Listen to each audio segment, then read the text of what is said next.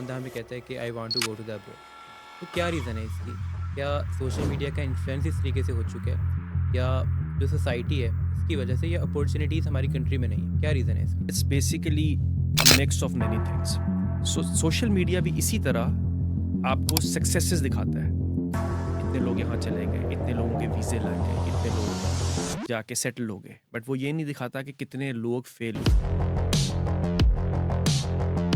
कितनी रिजेक्शंस हुई, कितने लोग गए और वो सेटल नहीं हुए और वापस आ गए, कितने लोगों ने पैसा वेस्ट किया। पाकिस्तान के अंदर आज भी शायद बाहर से ज़्यादा अपॉर्चुनिटीज़ एग्जिस्ट करती हैं। कौन सी कंट्री बेस्ट है जहाँ पे हमारे पास जॉब की अवेलेबिलिटी हो, पीआरस हो, नेशनलिटी हमें जल्दी से मिल सके? तो आपके अकॉर्डिंगली कौन सी कंट्री? कनाडा के अंदर एक बहुत अच्छी चीज़ ये है कि Pakistanis are very well respected, but unfortunately that's not the case in UK, because UK is known to be के बच्चे जाते हैं, वो सिर्फ ये सोच के आते हैं कि हमने जाना है और जाके वो स्लिप हो जाते हैं। कि हमें स्कॉलरशिप के वे ऐसे पता लग जाए कि जिससे जो हमारी इन्वेस्टमेंट है वो थोड़ी कम लगे। जेन्युइनली यूनिवर्सिटीज़ देती हैं एक स्टूडेंट्स को जो अच्छे परफॉर्मिंग स्टूडेंट्स हैं, बिकॉज दुनिया टैलेंट को उठाती है। पेरेंट्स कैसे ये आइडिया कर सकते हैं, कैसे डिफ्रेंशिएट कर सकते हैं कि ये जो कंसल्टेंट है, क्या ये जेन्युइन कंसल्टेंट है या एक सेल्स एजेंट है? उसके ऑल्टरनेटिव्स बताएं। कौन सा right point, right age, right education होती है कि जब आप स्टडी के लिए अप्लाई करें इमिग्रेशन के फाइल? तो इमिग्रेशन का एक रूल है, वो ये है कि आपको ideally in a younger stage immigrate करना चाहिए।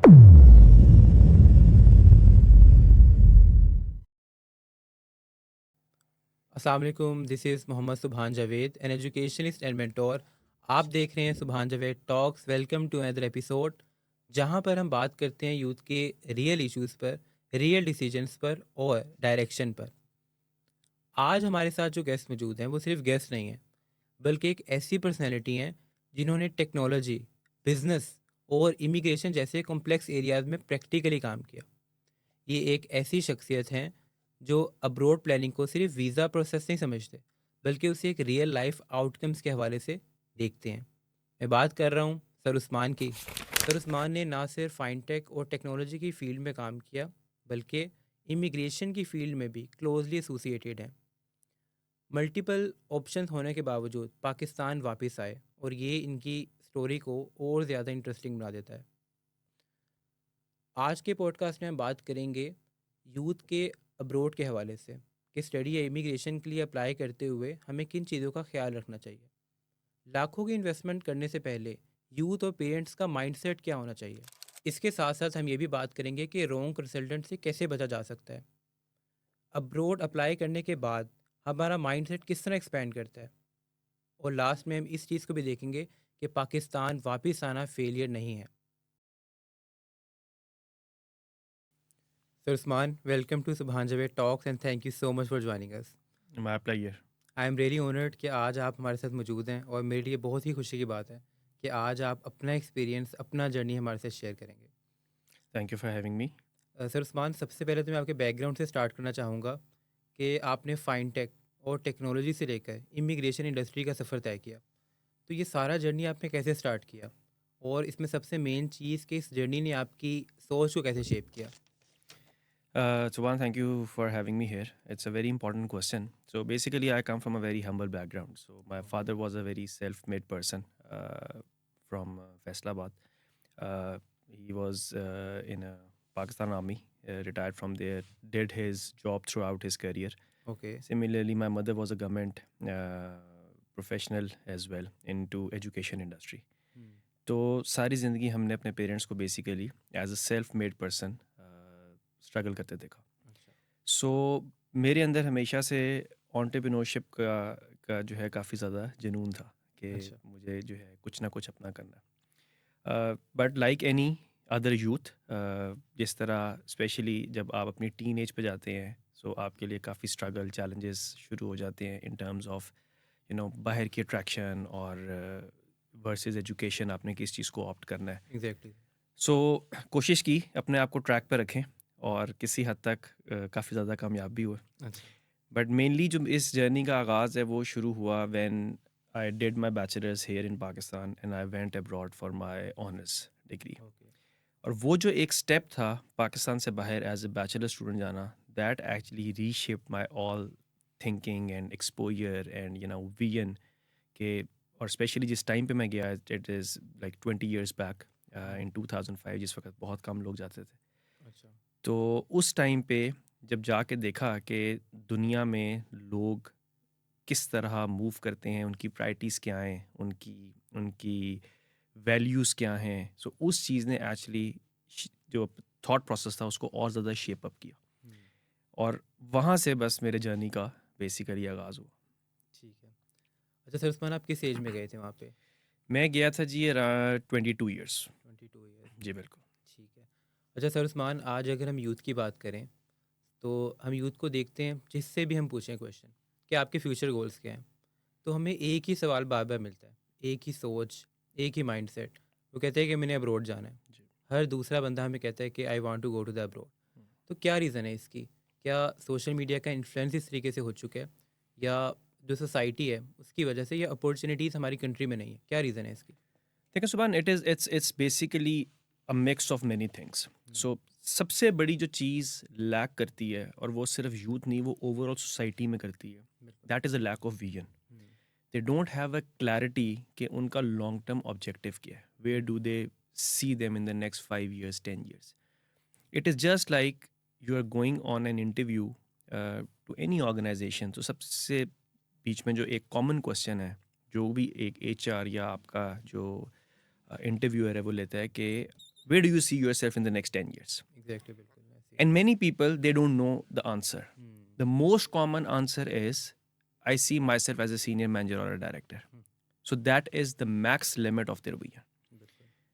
इसका कसूर मैं यूथ को भी नहीं देता, इसका कसूर मैं पेरेंट्स को भी नहीं देता, अच्छा। क्योंकि अनफॉर्चुनेटली ओवरऑल पूरे मुल्क का एनवायरनमेंट इस तरह का है। ये जो विजन या जो डायरेक्शन है, it is always set from the top. Hmm, आप एक ऑर्गेनाइजेशन की एग्जांपल ले लें, उस ऑर्गेनाइजेशन की जो स्ट्रैटेजी या उसकी लॉन्ग टर्म ड्राइव है, वो उसका सीईओ डिफाइन करता है। बिल्कुल ऐसे ही। And then the team basically works on it कि हमने उस गोल को या टारगेट को अचीव कैसे करना है। हम्म, इसी तरह अगर वो घर के पेरेंट्स हैं, सो ये स्ट्रैटेजी ये उन्होंने अपनी एग्जाम्पल से लीड करना है कि how do they see themselves. Hmm, मुल्क के हालात बिल्कुल एक बहुत इंपॉर्टेंट फैक्टर है, मुल्क की लीडरशिप भी एक बहुत इंपॉर्टेंट फैक्टर है, but it doesn't stop an individual to do to look from a long term perspective what they want. Hmm, so वो चीज़ जब इंट्रेंच होके नीचे, जब when it breaks down into different clusters, so youth obviously उस चीज़ को देखती है कि आपके पेरेंट्स की क्या विजन थी, उन्होंने कैसे ड्राइव किया, आपके मुल्क की क्या विजन है, वो कहाँ ड्राइव कर रही हैं, and then obviously the social media craze is there. Hmm, I am not saying that social media doesn't have a positive impact, but unfortunately I feel that it has a bigger negative impact in our society, क्योंकि लोगों को reality versus illusion का difference नहीं पता। बिल्कुल ऐसे ही है। सोशल मीडिया बाहर के बहुत फ़ायदे हैं, बट हम्म, बाहर के बहुत नुकसान भी हैं। अच्छा। सोशल मीडिया सिर्फ और सिर्फ एक सक्सेस दिखाती है, हम्म, बट वो आपको चैलेंजेस और फेलियर्स और रिस्क नहीं बताती जो उसके बिहाइंड होती जो हैं। उसके एक्चुअली बिहाइंड है। हम्म, इट इज़ जस्ट लाइक कि हम एक सक्सेसफुल एंटरप्रेन्योर को देख के हर कोई उस बिजनेस को स्टार्ट तो करना चाहता है, लेकिन उस एक सक्सेसफुल एंटरप्रेन्योर के साथ कोई 1,000 फेलियर्स हैं, एग्जैक्टली, स्ट्रगल्स हैं। स्ट्रगल्स हैं। हम्म, लेकिन उन फेलियर्स को कोई बेंचमार्क नहीं करता, वो एक सक्सेस स्टोरी को देख के everybody wants to move. Exactly ऐसे ही है। सो सोशल मीडिया भी इसी तरह आपको सक्सेसेस दिखाता है। हम्म, इतने लोग यहाँ चले गए, इतने लोगों के वीज़े लग गए, इतने लोग जाके सेटल हो गए, बट वो ये नहीं दिखाता कि कितने लोग फेल हुए, हम्म, कितनी रिजेक्शंस हुई, कितने लोग गए और वो सेटल नहीं हुए और वापस आ गए, कितने लोगों ने पैसा वेस्ट किया। तो I think social media is a very important tool, but it needs to be used in a right way. Exactly, ठीक है। सब मतलब अगर हम इसे सम अप करें तो एक पूरा हायरार्की जो है, इसमें इम्प्लीमेंटेशन की ज़रूरत है। जैसे लेट्स टॉक अबाउट पेरेंट्स की आपने बात की, सोशल मीडिया की बात की, यूथ की बात की। तो मतलब हर एक विजन की वजह से इस तरफ इनका ज़्यादा इफेक्ट है कि जो हमारी यूथ है वो अपने 10 ईयर्स में ये डिसाइड नहीं कर पाती कि हमने क्या करना है। तो सर आपके अकॉर्डिंगली जो यूथ है वो अगर अब्रॉड जाना चाहती है तो उनका उससे पहले क्या विजन होना चाहिए, उनका फ्यूचर गोल्स क्या होने चाहिए? देखें, बाहर जाना या ना जाना, it is just a change of destination, it doesn't drive growth. Okay. ये चीज़ समझने की ज़रूरत है आज की यूथ को। हम्म। सिर्फ ये कहना कि मैंने बाहर जाना है does not mean that you will be successful. Okay. Success drives from passion, success drives from where do you want to see yourself, what is your exactly. Ultimate goal. Hmm. That is the key question, ठीक जो है। कि कोई किसी से नहीं पूछता। हम्म। क्योंकि अगेन जैसे पहले बात हुई, सोशल मीडिया, पीयर प्रेशर बहुत बड़ी चीज़ है। बिल्कुल। कियोस्क एवरीवेयर अराउंड कि हालात बहुत बुरे हैं, हालात बहुत बुरे हैं, बिल्कुल हैं, इससे कोई डिनाई नहीं कर रहा, बट इन्हीं हालात में बहुत ज़्यादा अपॉर्चुनिटीज़ भी हैं। एग्जैक्टली ऐसे ही है। अगर मैं इस चीज़ को देखूं, I have travel around the world, Pakistan के अंदर आज भी शायद बाहर से ज़्यादा अपॉर्चुनिटीज़ एग्जिस्ट करती हैं। अच्छा। इट्स ऑल अबाउट कि आप उस अपॉर्चुनिटी को एक्सप्लोर कैसे करते हैं और टैप कैसे करते हैं। हम्म। प्रॉब्लम ये है कि हम लोग बाहर जाके मेहनत करना चाहते हैं, लेकिन हम लोग अपने मुल्क में मेहनत करना नहीं चाहते। एग्जैक्टली हम ऐसे ही लोग बाहर जाके डिसिप्लिन होना चाहते हैं, बट हम लोग अपने मुल्क में डिसिप्लिन होना नहीं चाहते, है। क्योंकि हम लोगों ने सारी ज़िंदगी उस कल्चर को ऐसे ही देखा है। और मैं हमेशा ये बात कहता हूँ कि येस, अथॉरिटीज़ का काम बिल्कुल है लॉ इम्प्लीमेंटेशन, इसमें कोई डिनाइल नहीं है, दुनिया सारी लॉ इम्प्लीमेंटेशन पे चलती है। लेकिन इंसान खुद से अगर अपने आप को स्ट्रक्चर करना शुरू कर दे तो ये चीज़ बहुत आसान हो जाती है। और ये जो लॉ है, ये लॉ सिर्फ लॉ ऑफ द लैंड नहीं है, ये लॉ आपकी अपनी ज़ात के लिए भी है। बिल्कुल। सो किसी ने बाहर जाना है, बिल्कुल उसको प्लान आउट करें, बट उसको प्लान करने के पीछे उसकी सबसे पहली चीज़ ये होनी चाहिए कि मैं ये स्टेप लेके अचीव क्या करना चाहता हूँ। एग्जैक्टली। अगर कोई पढ़ने जाना चाहता है, बिल्कुल पढ़ने जाए, but it has to be relevant education. The objective should be that I am going to take this education or this degree because it has an employability into this segment, not because मैंने बाहर जाना है। मतलब पहले ही goals उनके कुछ set होने चाहिए उसके लिए। Exactly. ठीक है। अच्छा सर उस्मान, आज अगर हम देखें यूथ को तो सबसे जो मेन प्रॉब्लम है, जब भी किससे भी पूछा जाए जो कि वहाँ पे ऑलरेडी किसी भी अब्रॉड किसी भी कंट्री में ऑलरेडी स्टडी कर रहे हैं, उनसे पूछा जाए, उनका एक्सपीरियंस पूछा जाए, तो वो एक ही बात कहते हैं कि कभी भी स्टडी पर्पज़ के लिए ना आए। वहाँ पे हमसे फ़ीस मैनेज नहीं होती, यहाँ पे वर्किंग आवर्स होते हैं। तो आपके अकॉर्डिंगली किस चीज़ के लिए ज़्यादा जाना बेहतर है? इमिग्रेशन के लिए, स्टडी के लिए, किस चीज़ के लिए? देखो सुभान, दिस इज वेरी रिलेटिव कि आप किस चीज़ के लिए जाना चाहते हैं। Immigration has its own benefits and disadvantages. Similarly, education has its own advantages and disadvantages. अगर किसी बंदे का पर्पस सिर्फ जाना है without any cause, so then that person is using education only as a tool to go, it's just like a visa. हम्म।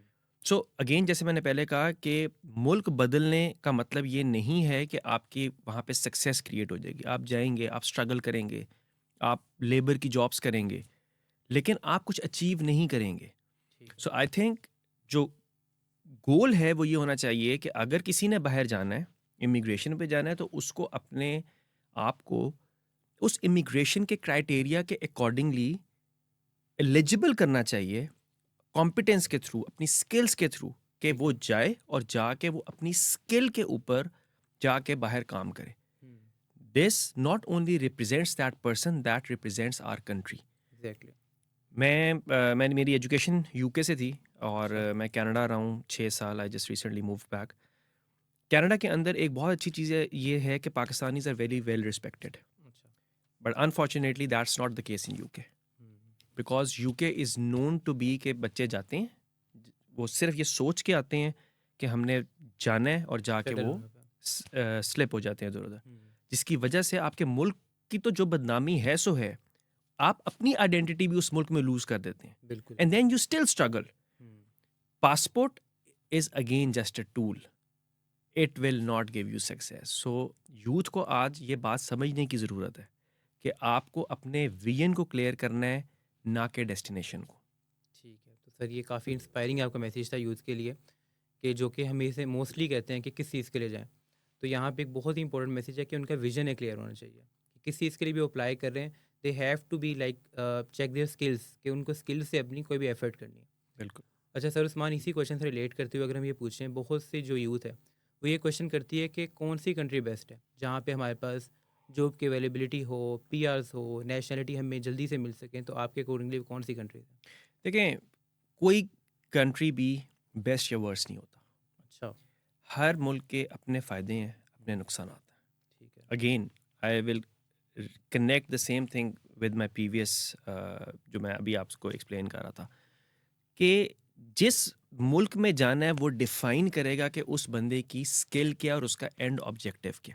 अगर उस बंदे का ऑब्जेक्टिव एक अच्छी एजुकेशन है ठीक है। तो वो किस प्रोफेशन के अंदर है, and then it should be related with the budget, the kind of university, and then the destination. जी। A good university in any Europe country will always pay you more than a mid-tier or a worst university in Canada.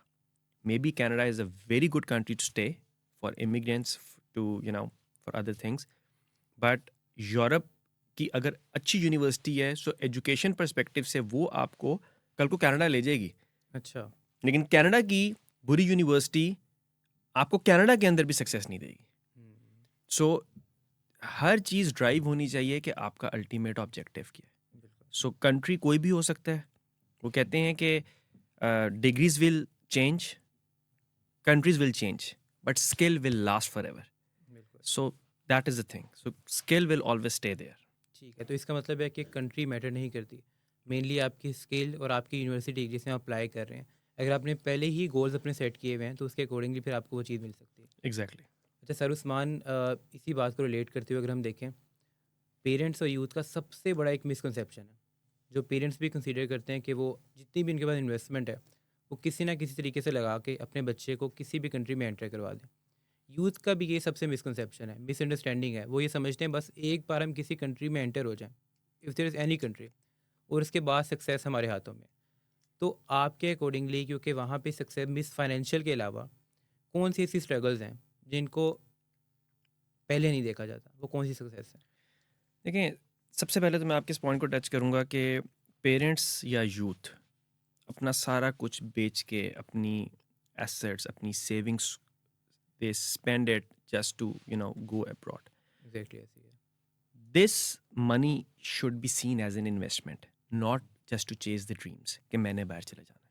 ठीक है। और investment का मतलब ये है, they need to see the return on investment कि मैं ये जो पैसा खर्च रहा हूँ मुझे इसके अगेंस्ट मिलेगा क्या. बिल्कुल। सो ये एक की है. दूसरी बात जो आपने कही कि जो चैलेंजेस के हैं, देखिए फाइनेंशियल चैलेंजेस के अलावा वहाँ पे बहुत ज़्यादा चैलेंजेस हैं. ठीक है। सबसे बड़ी चीज़ ये है कि लोगों की बहुत बड़ी मिसकंसेप्शन है कि हम लोग, लेट्स से कनाडा की एग्जांपल ले लेते हैं, हम कनाडा जाएंगे, will start do a part-time job and will make $1,000 a month. बिल्कुल यही They just straight मिसकंसेप्शन है। convert $1,000. ये तो पाकिस्तान का 2 लाख रुपया बन गया. But they don't link that $1,000 with the expenses on ground. बिल्कुल। अच्छा, एक्सपेंसेस भी आई वुड से एक सेकेंडरी है. उन्हें ये नहीं पता कि वो $1,000 कमाने के लिए उन्हें 4 गुना ज़्यादा काम करना पड़ेगा जो वो पाकिस्तान में करते हैं. अच्छा। देखें।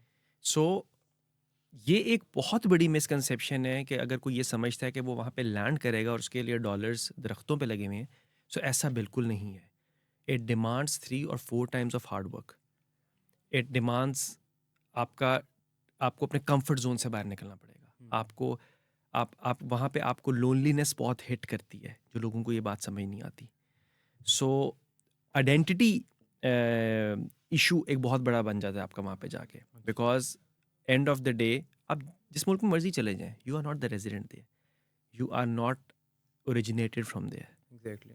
सो end of the day every person will perceive you in a different way, and sometimes incidents happen, and you can only control this thing by representing yourself in a strong manner. That can be professionally, that can be academically, that can be ethically as a human. So ये जो misconception है कि हम वहाँ पे जाएंगे और हमारे लिए वहाँ पे डॉलर्स होंगे या दरम होंगे, that is absolutely wrong. And that is why if you see the stats, more than 70% people basically fail and they come back. either they come back and or they just through out struggle all the life. क्योंकि वो सब कुछ खर्च करके गए होते हैं, and then there is a peer pressure, there is a social pressure, there is a parental pressure, 6, 7, 8, 10 million rupees उन लोगों ने खर्चे होते हैं, and then even if they want to come back they don't come बिल्कुल। because पीछे से इतना प्रेशर होता है कि भाई तुमने इतने पैसे लगवाए हैं, now don't come back. ठीक है। And इसका मतलब that's a very harsh reality. Exactly बिल्कुल। इसका मतलब है जो पेरेंट्स और यूथ उनके लिए इंपॉर्टेंट मैसेज है कि आपने अपने पहले ही टारगेट अपने गोल सेट करने हैं, ना कि ये कि आप ये कंसीडर करें कि वहाँ पे डॉलर्स हैं मेरे लिए विदाउट चेकिंग दैट कि आपके एक्सपेंसेस वहाँ पे कितने लगने हैं। बिल्कुल ऐसे ही. अच्छा सर उस्मान, वो कौन सी राइट एज है और कौन सी वो राइट एजुकेशन हैं, सर्टिफिकेट्स हैं जिनको आप अचीव करने के बाद दोबारा अप्लाई करें? मीन्स टू से, अगर मैं आपको अपनी एग्जांपल दूँ, मेरी फैमिली में बहुत ज़्यादा पर्सनस हैं जो कि मेरे बहुत ज़्यादा क्लोज़ हैं। He is professor in the government college और उन्होंने पीएचडी के लिए अप्लाई किया तो उनके जो पॉइंट्स थे वो काफ़ी कम बने और उनके स्कोर्स अगर हम बिहाइंड द सीन देखें या उनकी जॉब की बात करें तो वो बहुत ज़्यादा लीड क्लास है, बट उसके बावजूद भी उनके पॉइंट्स कम बने हैं। तो आपके अकॉर्डिंगली वो कौन सा right point, right age, right education होती है कि जब आप स्टडी के लिए अप्लाई करें, इमिग्रेशन के लिए अप्लाई करें? देखें, जो एजुकेशन या इमिग्रेशन है वो काफ़ी डिफरेंट चीज़ों से डिफाइन होती है. सो सबसे पहली चीज़ से डिफाइन होती है कि आपकी स्टेज क्या है. ठीक है। जनरल जो इमिग्रेशन का एक रूल है वो ये है कि आपको ideally in a younger stage immigrate करना चाहिए, ठीक है। बिकॉज बहुत ज़्यादा एक्सपीरियंस या बहुत हाई एजुकेशन इस चीज़ को डिफाइन नहीं करती कि आप वहाँ पे जाके जेलिन हो जाएंगे. In fact it's the other way around. Hmm, जितनी यंग एज में आप relevant education and right channel से जाएंगे उतनी जल्दी आप उस सोसाइटी में जेलिन करेंगे. ठीक ये है। बिल्कुल ऐसी है जैसे बच्चा या यूथ या टीन एज जितनी अडेप्टेबिलिटी उनके अंदर होती है उतनी mid 30s and then 40s and then 50s और वो जाके अडेप्टेबिलिटी ख़त्म होती जाती है. तो ये चीज़ डिफाइन करती है कि आपकी एज और आपकी स्टेज क्या है. यस, आपने अगर बिजनेस इमिग्रेशन के लिए अप्लाई करना है so you might be relevant at the age of 45 when you are investing $200,000, but you might not be a good fit for immigration if you are going there after 12 years of working, because you are a misfit for that society in that professional environment. ठीक है। But yes, just to answer your question, generally the younger you go, the quicker and you integrate into the society in the best way. ठीक है। तो मतलब अगर हमारी as perfect है, अगर हम यंग हैं, तो हमें चाहिए कि हम इमिग्रेशन के लिए अप्लाई करें। तो स्टडी के लिए आप क्या समझते हैं? इमिग्रेट की तो हमने बात कर ली कि अगर आप जितनी जल्दी अप्लाई करेंगे, क्योंकि उसके लिए ना तो आपको ज़्यादा स्किल्स की ज़रूरत है और स्पेसिफिक एजुकेशन की ज़रूरत है। तो स्टडी के लिए आप क्या सोचते हैं? देखिए, स्टडी के लिए जो सबसे इम्पोर्टेंट चीज़ है वो ये है कि बिल्कुल बच्चों को बाहर पढ़ने जाना चाहिए. ठीक है। और उसकी 2-3 रीजंस हैं. There is no doubt the education system is very advanced. There is no doubt the exposure level is too vast. But it has to be relevant. ठीक है। अगर आप एक अच्छी एजुकेशन, relevant education afford नहीं कर सकते, you should get that education in your own country and then find out a route to go either on an immigration path or even higher education. That is fine. But don't use education just a route to go abroad. कि सिर्फ diploma करें और आप चले जाएं या कोई भी सर्टिफिकेट लें उसके ऊपर आप चले जाएं और जाके आप you will be struggling through out your life. So the key is कि एजुकेशन बिल्कुल करें, लेकिन उस एजुकेशन के लिए राइट एम्प्लॉयबिलिटी और रेलेवेंट एजुकेशन जो आपके प्रोफाइल से रिलेटेड है आप उसके लिए जाएं. ठीक है। Don't compromise on universities. It is better to study in A category, A grade university in Pakistan versus to study on a B or C grade in Canada or Australia or UK. So this is very clear. ठीक है। तो इसका मतलब है वो लोग जो कहते हैं कि हमारा बैचलर्स तो हो चुका है, बट अब मास्टर्स के लिए बैचलर्स तो हम चाह रहे थे कि हम अब्रॉड करें, बट हम नहीं जा सके। अगर हम अपना मास्टर्स या पीएचडी करना चाह रहे हैं तो उनको चाहिए कि रेलिवेंट फील्ड में करें ताकि उनको इसका बेनिफिट भी हो, ना कि वो वहाँ जाके एक डिफरेंट फील्ड को स्टार्ट करें और उनका टाइम वेस्ट हो। Exactly. So relevant field से मेरा मतलब ये नहीं है कि अगर किसी ने बैचलर्स कंप्यूटर में किया है तो वो मास्टर्स भी कंप्यूटर में करे. Relevant field से मेरा मतलब है उसके इंटरेस्ट का. ठीक है। So अगर उसने कंप्यूटर्स में किया है and he wants to make or she wants to make a combination of a let's say computers and data analytics or computers and business, they can go to do, let's say, MBA abroad to make that combination. That is fine. But they should not be doing MBA only for the purpose of कि मुझे मेरे computer में तो admission नहीं मिल रहा, मैं MBA करूँ और मैं चला जाऊँ. बिल्कुल So that is the ठीक है, difference. क्योंकि सक्सेस के लिए अगर हम किसी भी कंट्री की बात करें तो वहाँ पे ज़्यादा ये चीज़ मैटर करती है कि आपकी स्किल्स, आपका मेन इंटरेस्ट किस चीज़ में है. ठीक है. अच्छा सर उस्मान, इसी बात को अगर हम रिलेट करते हुए क्वेश्चन करें, आज हम देखते हैं कि पेरेंट्स बहुत बड़ी इन्वेस्टमेंट करते हैं अपनी लाखों की अपने किसी बच्चे को अब्रॉड भेजने के लिए. तो इन सब बातों को सम अप करते हुए क्या उनका इसके बिहाइंड द सीन, इससे पहले क्या उनका मेन फोकस क्या होना चाहिए, कौन से वो मेन गोल्स होने चाहिए जो इतनी बड़ी इन्वेस्टमेंट करने से पहले उनके माइंड में हो?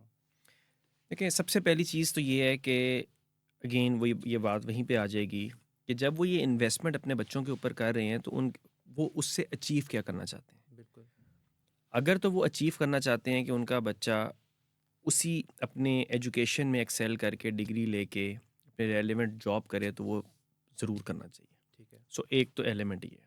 दूसरा जो सबसे इम्पॉर्टेंट एलिमेंट है कि जो मीडियम्स वो यूज़ कर रहे हैं, जो भी चैनल्स यूज़ कर रहे हैं, उसके ऊपर अपनी पूरी रिसर्च करें. हम्म, सिर्फ इस बात पे मत रहें कि मेरे जानने वाले का या मेरे दोस्त का जो बच्चा है वो किसी इस मुल्क में चला गया और उसको कुछ भी नहीं करना पड़ा और उसने सिर्फ वीज़ा अप्लाई किया और लग गया एंड और वो चला गया, या किसी ने उसको ये बताया या उसने सोशल मीडिया पे ये देखा कि ये मुल्क सबसे इजी है जाने के लिए. सो अपनी रिसर्च ज़रूर करें कि जहाँ भेजना है वहाँ क्यों भेजना है, वहाँ के प्रोज एंड कॉन्स क्या हैं, चैलेंजेस क्या हैं और फ्यूचर प्रॉस्पेक्ट्स क्या हैं. ठीक है. तो मतलब आपने कभी भी किसी की गाइडेंस के थ्रू या किसी को नहीं देखना, आप खुद इस पर रिसर्च करें और उसके बाद आप कोई कंट्री सेलेक्ट करें कि एग्जैक्टली ये मेरी जो क्वालिफिकेशन है, ये जो एजुकेशन है, जिस चीज़ में मेरा इंटरेस्ट है वो वहाँ पे पॉइंट कर रही है नहीं कर रहे. जैसे सर उस्मान, इतनी बड़ी इन्वेस्टमेंट लोग करते हैं और मोस्टली जो स्टूडेंट्स हैं वही फिर पूछते हैं कि जो नहीं पे कर सकते फ़ीस को, कि हमें स्कॉलरशिप के वे ऐसे पता लग जाएं कि जिससे जो हमारी इन्वेस्टमेंट है वो थोड़ी कम लगे. तो क्या आपको क्या लगता है कि कौन सी एजुकेशन है, कौन से सर्टिफिकेट्स हैं जो हमारी यूथ पाकिस्तान में रहते हुए सीख के जो स्कॉलरशिप है वो किसी भी कंट्री की ऑब्टेन कर सकते हैं? देखिए सुबह, ये बड़ा अच्छा क्वेश्चन है इन द सेंस के जो स्कॉलरशिप्स हैं वो जो ट्रू स्कॉलरशिप है वो हमेशा से पहले भी, अभी भी और आने वाले वक्त के लिए भी ठीक है. उन लोगों के लिए हमेशा अवेलेबल रहेगा जो अपनी एजुकेशन में अच्छे हैं.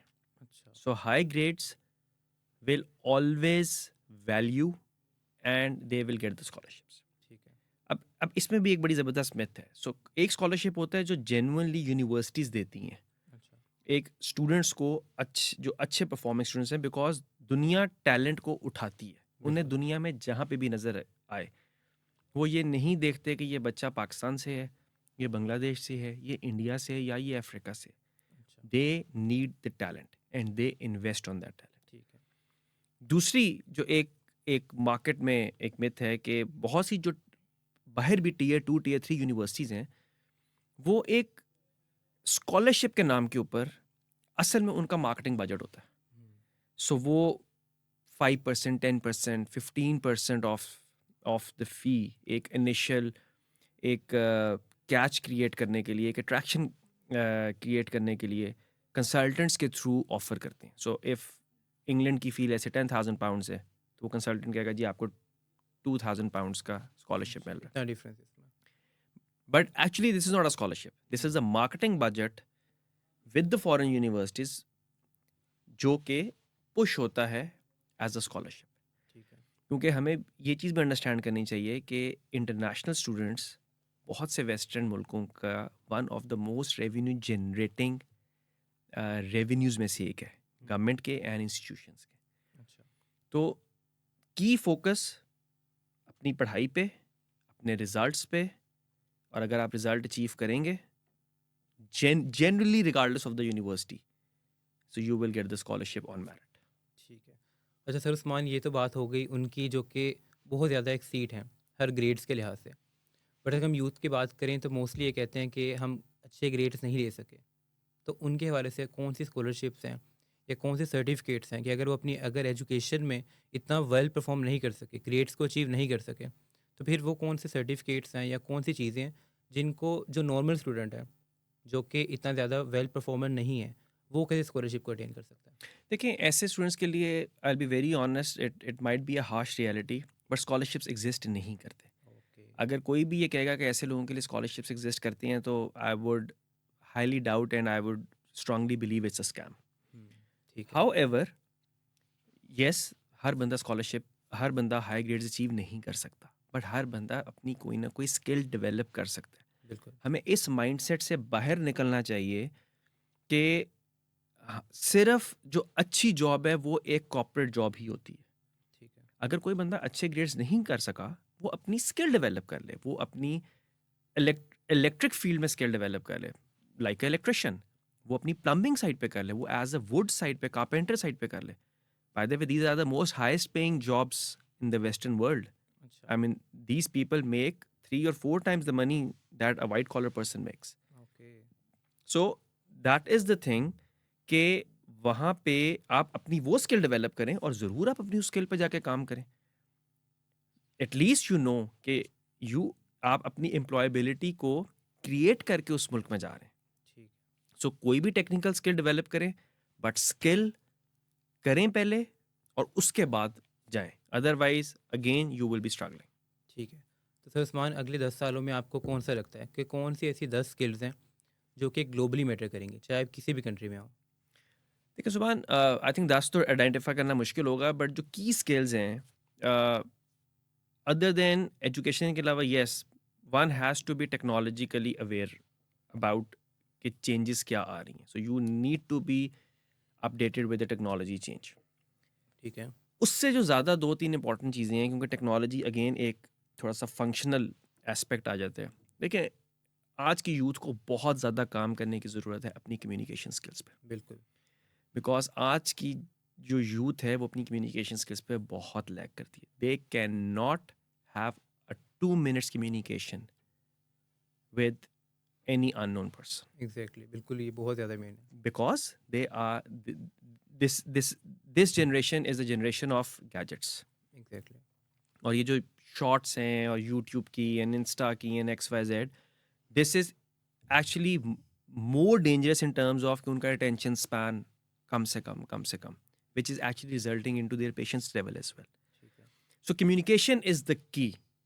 आप कम्युनिकेशन पे काम करें, ठीक है। आप अडेप्टेबिलिटी पे काम करें, हम्म। अगेन AI टेक्नोलॉजी के ऊपर आप काम करें। This is going to be the future. ठीक है। तो मीन्स टू से जो हमारी यूथ है, सबसे पहले जो उनको अपनी स्किल्स पे काम करने की ज़रूरत है, वो एक तो कम्युनिकेशन है, और सेकेंडली वो टेक्नोलॉजी के साथ वो अडेप्टेड रहें। बिल्कुल। ठीक है। अच्छा सर उस्मान, हमें ये बताएं कि जब भी कोई भी पर्सन, कोई भी हमारा यूथ का कोई भी पर्सन अब्रोड के लिए या इमिग्रेशन के लिए अप्लाई करें, तो वो कौन सी आपको लगता है कि कोई ऐसी एक बिग मिस्टेक है जो कि 80% यूथ हमारी करती है? डिसीजन, ठीक है। How are you making your decision? Hmm. 80% of the youth as well as even those professionals जो अपने किसी न किसी लाइफ की स्टेज में फंसे हुए हैं, वो डिसीजंस करते हैं emotionally. The decisions should not be based on emotions, the decisions should be strategic, ठीक है। सिंपल। ठीक है। तो मीन्स टू से उनका एक डिसीजन कोई भी है, जी, तो they have to think about that before. Exactly. ठीक है।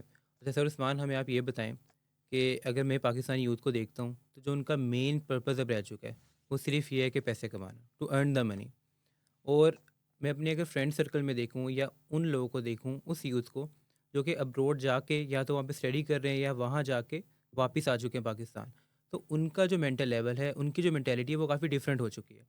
तो क्या ऐसी क्या रीज़न है कि कोई भी अगर पर्सन यूथ का अब्रोड जाता है, तो कौन सी ऐसी स्किल है जिसकी वजह से जो उनका माइंड है वो एक्सपैंड कर जाता है as compare to the Pakistani youth?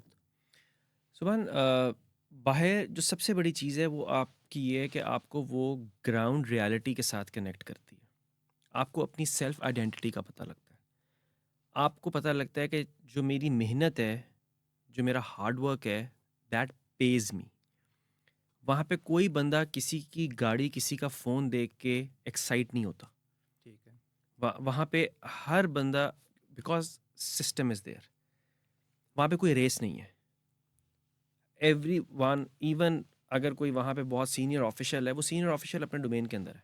No one is threatened on the road कि ये बहुत सीनियर ऑफिसर है, ये मुझे कुछ करना दे। इक्वालिटी मतलब। इक्वालिटी। ठीक है। सो इक्वालिटी, रिस्पेक्ट, आइडेंटिटी आपकी, reward against, no excuses, self accountability. आप किसी को ब्लेम नहीं कर सकते अपने फेलियर का। अगर आप कुछ नहीं कर सके तो वो आपकी गलती है। यहाँ पे अगर आप कुछ नहीं कर सके तो यू जस्ट स्टार्ट ब्लेमिंग। कभी आप गवर्नमेंट को ब्लेम कर देंगे, कभी आप अपने दोस्तों को ब्लेम कर देंगे, कभी आप स्कूल को ब्लेम कर देंगे। सो वो जो स्टेबिलिटी है, वो जो एक्सपोजर है, वो बेसिकली आपके माइंड को ग्रो करता है, वो ग्रूम करता है। ठीक है। And then when you come back, और बहुत से लोग हैं जो वापस आने के बाद कई दफ़ा सेटल भी नहीं हो सकते, क्योंकि उन्होंने वो इक्वालिटी और वो सेल्फ रिस्पेक्ट वहाँ पे देखी होती है जो उन्हें यहाँ पे नहीं मिल रही होती। And that also becomes a challenge for them. Exactly. So I think जो वैल्यूज़ हैं वहाँ पे, जो सिस्टम है, I think that is the key winner there. ठीक है। अच्छा सर उस्मान, इसी क्वेश्चन को अगर हम रिलेट करें, आज की जो पाकिस्तानी यूथ है उनमें कंपैरिजन बहुत ज़्यादा है। जैसे आपने बात की कि वहाँ पे इतनी सेल्फ रिस्पेक्ट है, वहाँ पे इक्वालिटी है, जिसकी वजह से जो माइंड है यूथ के वो एक्सपेंड कर जाते हैं। उनको ये जो ऐसी चीज़ें जो कि पाकिस्तानी यूथ जिनके पीछे भागती है, जैसे हम पैसे की बात करें, तो वहाँ पे उनका मेंटल लेवल बिल्कुल एक विजन चेंज हो जाता है। तो पाकिस्तानी यूथ में कंपैरिजन बहुत ज़्यादा है कि अगर मेरे पास आईफोन 15 है तो उसके पास 16 है, same as it with everything. तो क्या इस कंपैरिजन से पाकिस्तानी यूथ की क्या डिस्ट्रैक्शन क्या हो रही है, उनकी माइंडसेट कैसे ख़राब हो रहा है? देखिए, इसका जो सबसे बड़ा ड्रॉबैक है, वो ड्रॉबैक ये है कि everybody is looking for shortcuts, because everybody wants to become a millionaire overnight, exactly. And that is not going to happen. That is not the reality. So हमेशा आपको एक आपका जैकपॉट एक दफ़ा तो लग सकता है, आपकी लॉटरी एक दफ़ा तो निकल सकती है। अल्लाह ताला भी उस बंदे को एकदम से नवाजता है जिसके पीछे कोई सालों की मेहनत होती है। बिल्कुल। लेकिन आप उस लॉटरी के इंतज़ार में सारी ज़िंदगी बैठ के जैकपॉट का वेट नहीं कर सकते। सो जो जो माइंडसेट है ना शॉर्टकट का, कि आई बिकम मिलियनेयर ओवरनाइट, इस माइंडसेट को चेंज करना पड़ेगा। पूरी this is very unfortunate, but this ये पूरी सोसाइटी का हमने बेंचमार्क बना दिया है कि जो बड़ी गाड़ी में है शायद वो सक्सेसफुल है, शायद उसकी इज्जत ज़्यादा है, but that's not the reality. ये चीज़ समझने की ज़रूरत है कि आपको शॉर्टकट्स में नहीं जाना। ठीक है। एंड अगेन सोशल मीडिया यहाँ पे अगेन बहुत बड़ा कंट्रीब्यूटर है, क्योंकि सोशल मीडिया के ऊपर बहुत से ऐसे चैनल्स, ऐसी वीडियोस, ऐसी वो हैं जो कि ठीक है, कोई हिट हो गई या कोई चल गई, जो जिस पे बंदा कोई ओवरनाइट निकल आया। So but but this is not the reality. Exactly. ये चीज़ समझने की ज़रूरत है। अच्छा, सोशल मीडिया की हम बात की तो सोशल मीडिया हमें सक्सेस तो दिखाती है, तो बिहाइंड द सीन जो एफर्ट या स्ट्रगल होती है वो कभी भी नहीं दिखाती। और हमारी यूथ की बात करें, वो सिर्फ ये देखती हैं कि ये पर्सन सक्सेसफुल है, और बिहाइंड द स्ट्रगल उसके वो नहीं देखती। इसी चीज़ की वजह से जो हमारी यूथ है उनमें एक चीज़ क्रिएट हो जाती है, वो है डीमोटिवेशन। और वो अगर कोई भी काम कर रहे हैं तो उसमें वो कंसिस्टेंसी नहीं रख पाते। तो आपके अकॉर्डिंगली ये कंसिस्टेंसी किस तरह वो क्रिएट कर सकते हैं? देखें, कंसिस्टेंसी ये बहुत मुश्किल है, जहाँ जब आपके इर्द गिर्द इतनी ज़्यादा नॉइज़ हो। एंड नॉइज़ से मेरा मतलब है सोशल मीडिया, डिजिटल मीडिया, आपके पीयर्स, आप रोड पे जाते हैं, सो आपको नज़र आता है कि किस बंदे को प्रेफरेंस मिल रही है, किसको नहीं मिल रही। I am calling all this thing as noise. It is very difficult to keep consistency, कि आप उस पाथ पे फॉलो करें। ठीक है। लेकिन ये कंसिस्टेंसी सिर्फ और सिर्फ एक तरीके से रह सकती है कि आप अपने गोल्स डिफाइन करें, आप अपनी विजन डिफाइन करें, and then keep on walking, keep walking on that path. अपने स्टेप्स लें and ultimately you will achieve it. Only that thing can create a consistency in a person. ठीक है, तो मीन्स टू से आप कोई भी अगर सक्सेसफुल है तो आप उसको ये ना देखें, आप अपना एक गोल बनाएं और उसको अचीव करें, और फिर आपकी सक्सेस है वो आपको खुद मिल सकती है। बिल्कुल, देखें, कोई इंसान भी सक्सेस है, आप उस सक्सेस से एस्पायरेशन ज़रूर लें, आप उसको एज ए मेंटर ज़रूर देखें।